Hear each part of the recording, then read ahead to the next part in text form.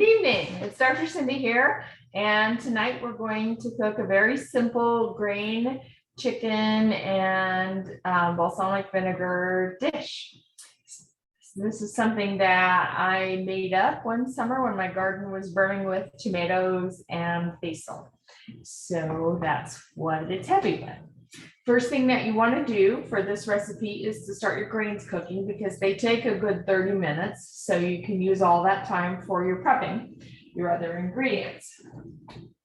I've got the water on the stove. It's about to boil. And the proportions on that are twice as much water as grains. So in that pan is 1.5 cups of water. There's a 1/2 cup.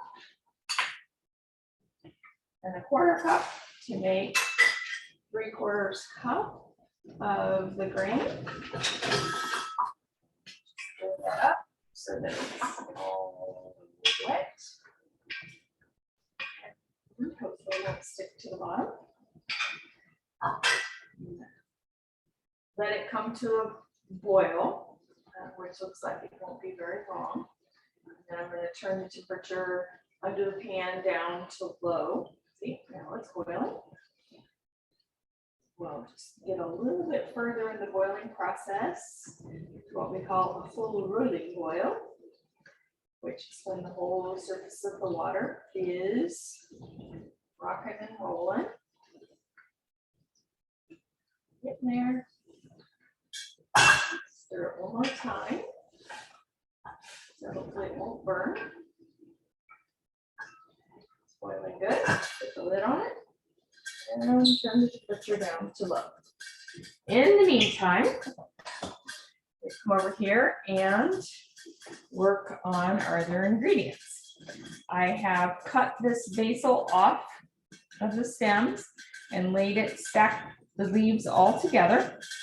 And then I rolled them up, and this is a really cool way to deal with herbs. I learned at a cooking meeting I went to, or demonstration, I guess. It was one of those just Saturday things that you go to. And this is called chiffonade, which is a fancy French word. Starts with a CHIFFONADE. And you just roll the leaves up, and then you cut them. You know, all roll it together. These cool little strips of basil leaves. So we'll put that over in my measuring bowl. I don't have to chop garlic tonight because I have some in a jar and I don't have any in whole cloves. I also don't have to chop the onion. Recipe calls for pepper, but I don't have any, so I'm going to use a little bit of pre-chopped onion that was in my freezer. That's why it's soggy, because it was frozen. And some crushed chili peppers just for the pepper. And then I bought some grape tomatoes, and I'm going to just cut them in half. They don't cook very well if they're whole.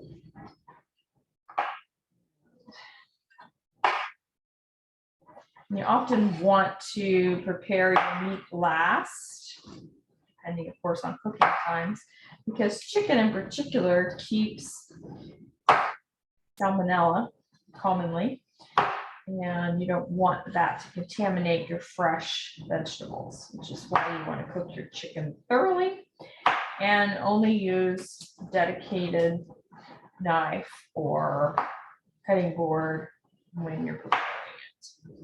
Make sure it doesn't touch any of the fresh stuff, because this stuff, the tomatoes and the basil, I will cook, but I'm not going to cook them thoroughly enough to kill all the bacteria. I rinse these off.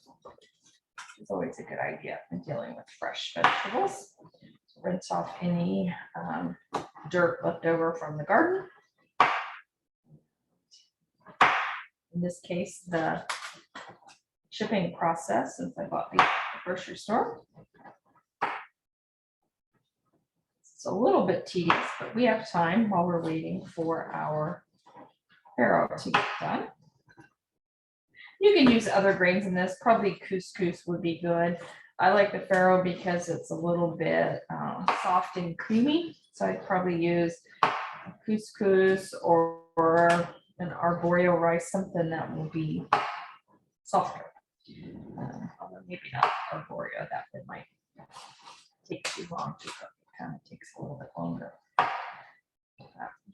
Quinoa is probably a little too crunchy for this dish, but you can do it if you like that.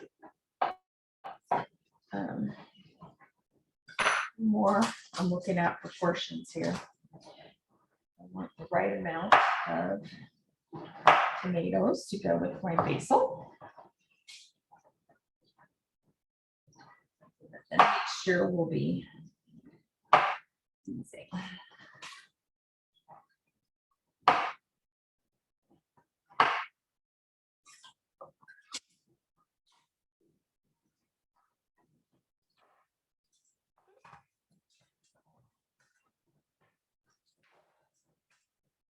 Tomato just squirted me in the face.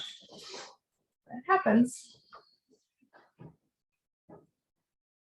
This was a juicy one.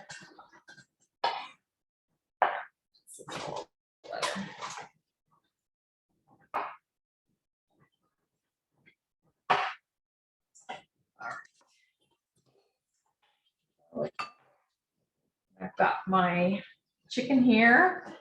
This is tenders that I bought, so it was already cut. I thawed it this morning and put a little bit of salt and pepper on it. So we'll start with cooking that. Move my extra camera over on the stove so you can see what I'm doing.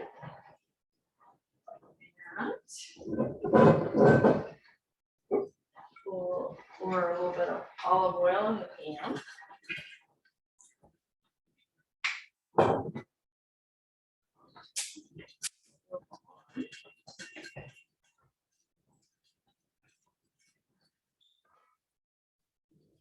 And when the pan gets warm, I'll put the chicken in. Stir the grains.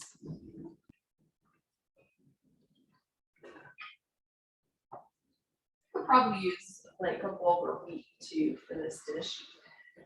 Although there again, it's a little crunchier. Yeah, I would prefer. That's all in what you cook for yourself and your family. Let's get hot.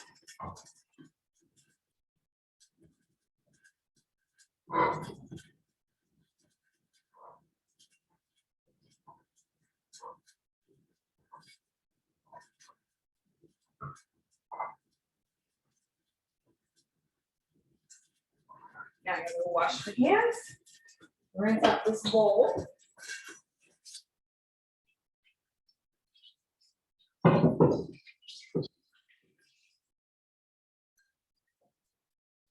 And that's one thing that I find to be really helpful in the kitchen is to keep moving, put the dishes in the sink or get them started on the washing process as soon as you're done with them.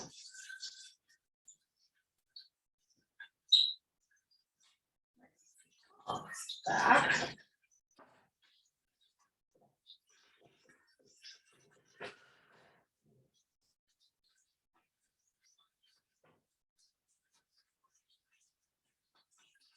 Of course, I have my ever-present kitchen helpers monitoring for things that I drop on the floor.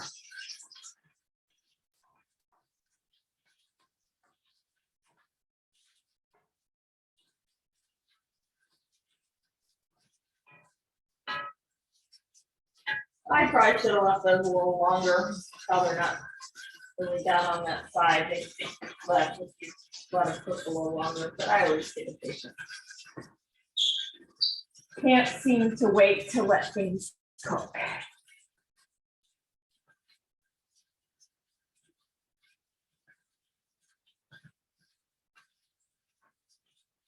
Just waiting around.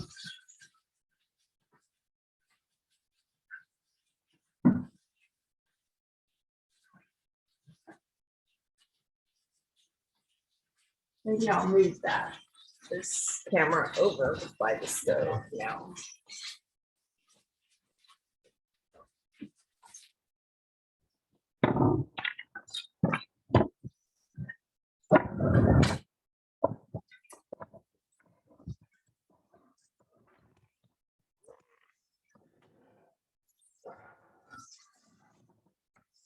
So watching my disaster in the auxiliary camera.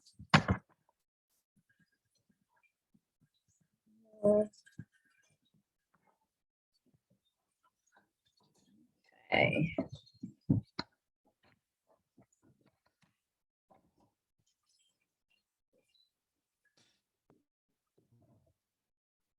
All right. Chicken start to really cook.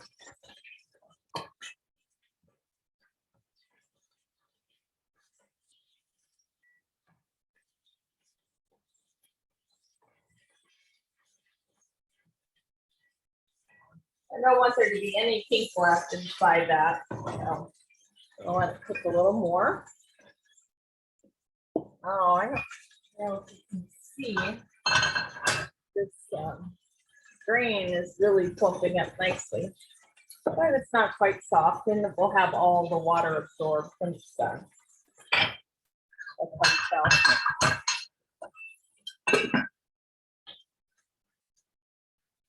Now I'm going to get a plate.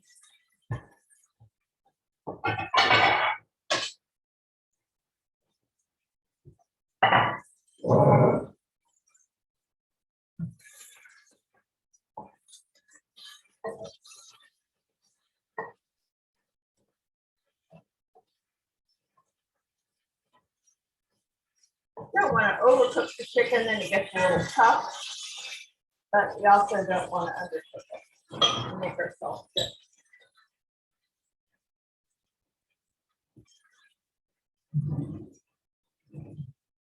While we're waiting on that, I'm gonna add an avocado, and I'm going to just cut that up so that and use it for garnish.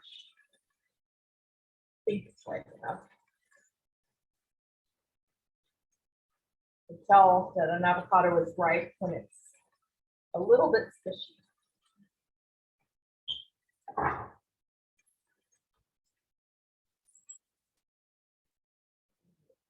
Yeah, it may not be ripe enough. I thought this one was.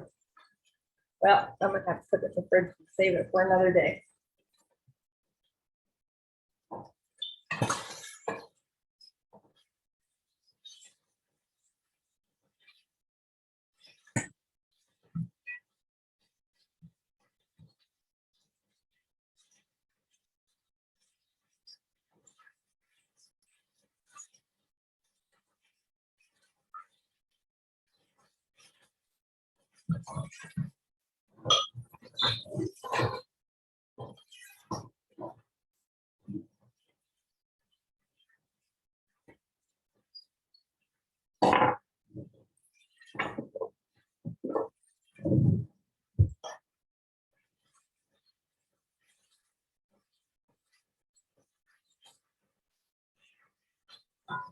Of course, the most reliable way to tell if your meat is done is to use the meat thermometer, which I have here.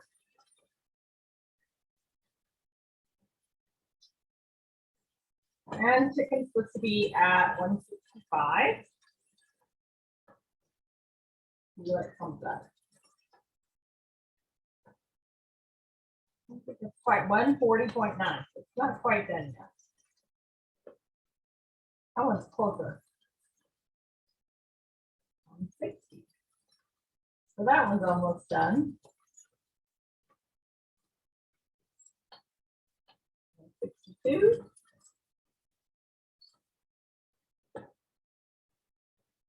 All right. Couple more minutes on that.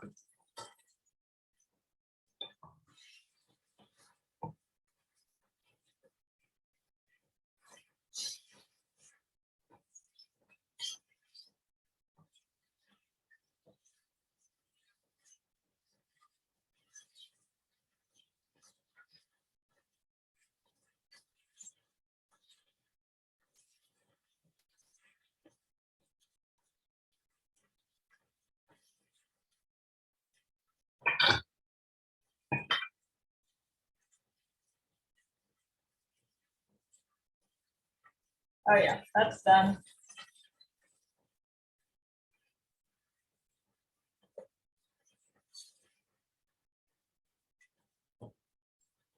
This one's done.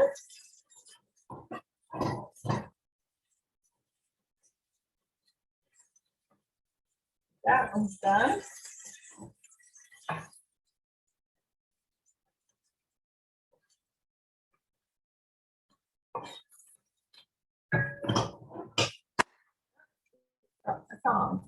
Another pair. This is why I keep backup tools in my kitchen, because I'm kind of clumsy.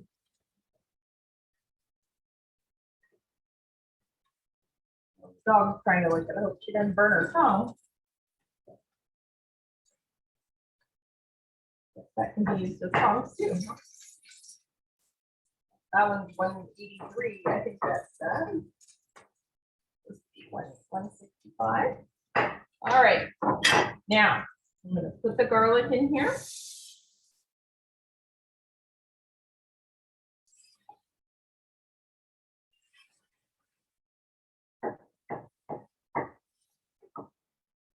This is silicone spatula, so it can be used. Skillet. Garlic. Then my onion. My basil.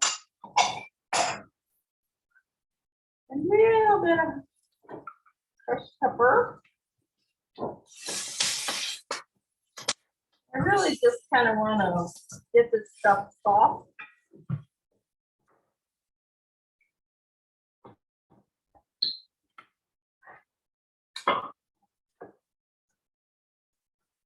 Cutting board over here. Always use the back side of your knife to scrape stuff off. So it doesn't dull it.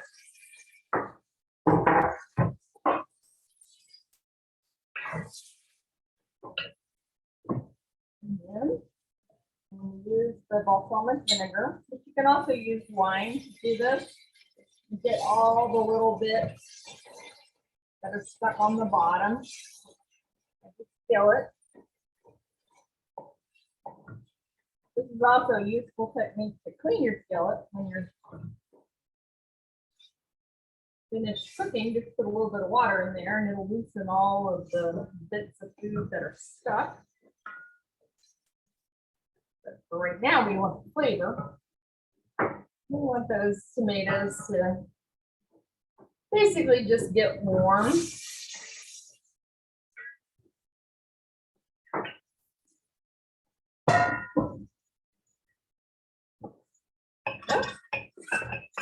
Arrow is done. Turn that one off. Now I'm going to put this chicken back in here just for getting it coated in the sauce. Basically, that's done. So what was that? Like 20 minutes, 10 minutes of prep time. And as we plate it up to see what a summer meal this is. Camera. See what I'm doing. Doesn't that look pretty in that skillet? I'll take a picture of that. All right, so I'm going to put the farro on the bottom of the plate.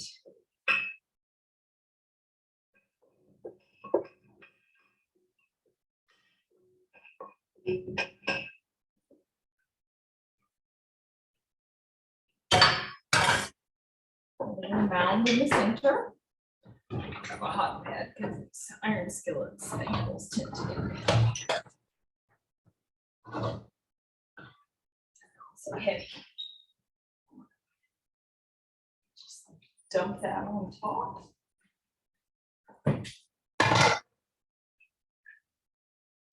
Arrange it a little bit.